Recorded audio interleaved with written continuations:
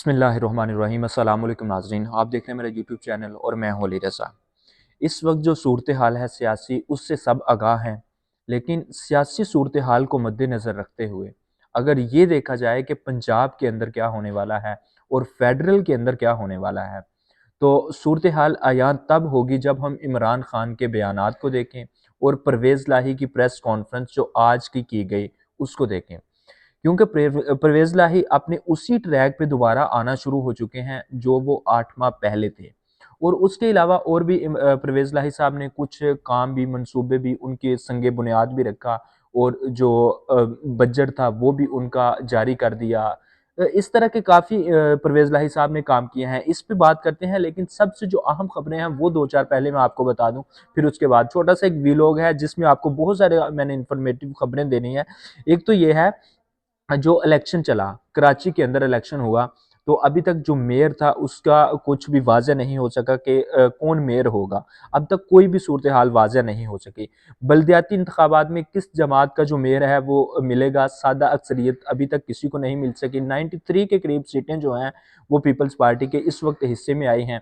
जिस वक्त मैं ये वीडियो रिकॉर्ड कर रहा हूँ, तकरीबन 83 या 4 के करीब जमात इस्लामी को मिली हैं और 41 के करीब तहरीक इंसाफ को मिले हैं। तहरीक इंसाफ बहुत पीछे है, कराची के अंदर बहुत पीछे। पीएमएलएन तो है ही नहीं, उसका तो खात्मा वैसे ही वहाँ से कर दिया गया या हो चुका। तो इसी तरह तहरीक इंसाफ भी नहीं। पीपल्स पार्टी की काफ़ी सारी सीटें हैं, धांधली हुई, जैसे भी हुआ, बहुत सारी खबरें आ रही थी कि धांधली हुई। इसमें कोई शक नहीं होती है, वोट्स ऐसे लिए जाते हैं, निकाले जाते हैं।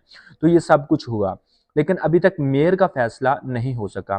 खैर, बात करते हैं हम अगली जो बात है, जो खबर है, अहम इम्पोर्टेंट खबर जो है, शहबाज शरीफ ने मोदी को संजीदा और मुस्बत मुज़ाकरात की दावत दी है।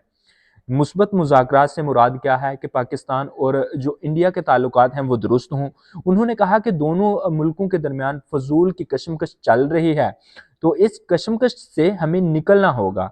किस तरह निकलना होगा, ये उन्होंने कुछ बातें की हैं। उन्होंने बताया कि 3 जंगें लड़कर हम भूख, बेरोज़गारी के सिवा हमने कुछ हासिल नहीं किया, कुछ नहीं पाया। तो उसके बाद एक प्रेस कॉन्फ्रेंस और की गई। उन्होंने मुस्बत जो मुज़ाकरात थे उसका जो इंदिया है वो एक दिया, इशारा दिया सिर्फ़। उसके बाद एक प्रेस कॉन्फ्रेंस की गई फवाद चौधरी की तरफ से। फवाद चौधरी साहब ने बयान दिया कि मोदी कश्मीर की आईनी हैसियत जब तक बहाल नहीं करेगा तब तक हम मुज़ाकरात नहीं करेंगे। यहाँ पे मैं रोकना चाहूँगा, रोकना इसलिए चाहूँगा कि यही बात इमरान खान ने भी आज से 10 माह कबल की थी। तो उस वक्त जो आइनी हैसियत है कश्मीर की वो बहाल नहीं हुई थी, क्योंकि ये 5 अगस्त 2019 को मामला हुआ था कश्मीर का।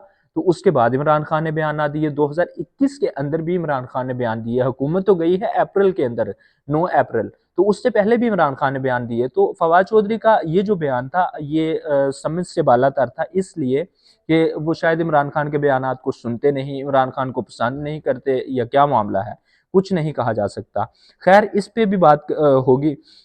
दूसरी एक और चीज़ जो है वो ये है कि नवाज शरीफ जो हैं इस बयान को उन्होंने भी सीरियस लिया और उनका भी अब आने का इरादा है वापस, और काफ़ी सारी चीज़ें इसमें ना आ रही थी। इसके बाद बयान दिया जनाब इमरान खान साहब ने कल का, एक जो उनका बयान था, हम शहबाज शरीफ की नींदें हराम करने वाले हैं। ये भी इम्पोर्टेंट है क्योंकि वो असम्बली के अंदर आना चाहते हैं। असम्बली से जुड़ी जो खबर है वो ये है, देखें, एक चीज़ तो ये है कि अगर वो असेंबली के अंदर आ जाते हैं तो फिर क्या करेंगे? क्या वो कौमी असेंबली के अंदर आएँगे? कौमी असेंबली उनको एक्सेप्ट करेगी? कैसे एक्सेप्ट करेगी? जब उनके पास मेंबरान होंगे कौमी असेंबली के अंदर, यानी कि एमएनएज़ होंगे। एमएनएज़ क्या वो इकट्ठे कर पाएँगे? चीफ मिनिस्टर या दूसरे तीसरे जो लोग हैं वो मिलकर उनको इतने एमएनएज़ खरीद कर दे सकेंगे? वो जो लोटे जो अलग हो गए थे, क्या वो दोबारा उन लोटों को अपनी पार्टी के अंदर जगह दे देंगे? ये बहुत सारे सवालात जन्म लेते हैं इस किस्म के। तो इस किस्म के जो सवालात हैं वो गर्दिश करते रहते हैं। खैर, इस पे एक और ख़बर मैं आपको बताता हूँ इस पर, लेकिन एक अहम चीज़ जो है, जो वज़ीर आला है इस वक़्त परवेज़ लाही साहब, उनके एक भतीजे हैं, तो उनको गुजरात के अंदर उनकी पिटाई हुई है और अच्छी ख़ासी पिटाई हुई है। इनका नाम है मूसा इलाही। तो ये असल में वहाँ पे एक गुजरात के अंदर हॉस्पिटल बन रहा है, तो उसका संगे बुनियाद रखा जा चुका था और उसका नाम, वो पहले से हॉस्पिटल का नाम, वो सरकारी हॉस्पिटल, उसका नाम रखना चाहते हैं ज़हूर इलाही के नाम से, यानी कि अपने दादाजी के नाम से। तो वहाँ जो मुकामी लोग थे उन्होंने कहा कि नहीं, ऐसा नहीं हो सकता। इन्होंने जनाब फायरिंग शुरू कर दी। फायरिंग के तबादले में उन्होंने ईंटें मारी, पत्थर मारे, डंडे मारे, जैसा जो जो हाथ में आया। फिर अवाम पब्लिक है, जो भी होना है। तो मौजूदा वजीर आला के भतीजे को अवाम ने डंडों पत्थरों से उनकी सेवा की है, यानी कि उनको मारा पीटा है। ये एक खबर थी ऐसी जो गर्दिश कर रही थी, मेरा ख्याल बताना ज़रूरी था। अब पता नहीं अगली जो बात है कि जो बल्दियाती इंतखाबात हैं उसमें पीपल्स पार्टी और जमात इस्लामी का इत्तेहाद होगा या नहीं, लेकिन उससे जुड़ी तमाम चीज़ें जो हैं पंजाब के अंदर हो रही हैं कि अब इत्तेहाद कुछ लोगों का ज़रूरी है। जैसे सिंध के अंदर कहा जा रहा है कि पीपल्स पार्टी और जमात इस्लामी का हो जाएगा, इसी तरह इस्लामाबाद के अंदर जो जमात इस्लामी है और तहरीक इंसाफ है वो इत्तेहाद करना चाहते हैं। काफ़ी सारी खबरें आ रही हैं। फिर देखें, एक कानून चेंज किया गया था। कानून चेंज हुआ था नैब तरामीम। जब ये हुकूमत आई उसके फौरी बाद इन्होंने नैब के अंदर तरामीम की ताकि अपने केसेस को ख़त्म किया जा सके। तब अदालत के अंदर केस गया।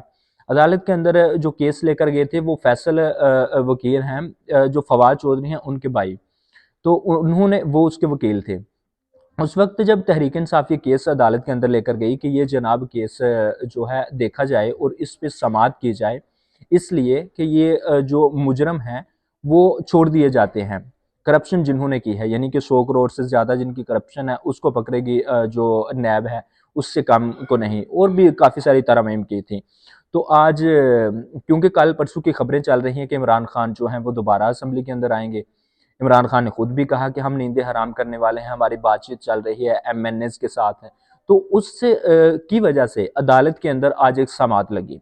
उस समाअत के अंदर वफाक के जो वकील हैं मखदूम उनका नाम जो है वो है वो मैं आपको सामने रख देता हूँ। मखदूम अली खान साहब उनका नाम है। तो ये वफाक के वकील थे।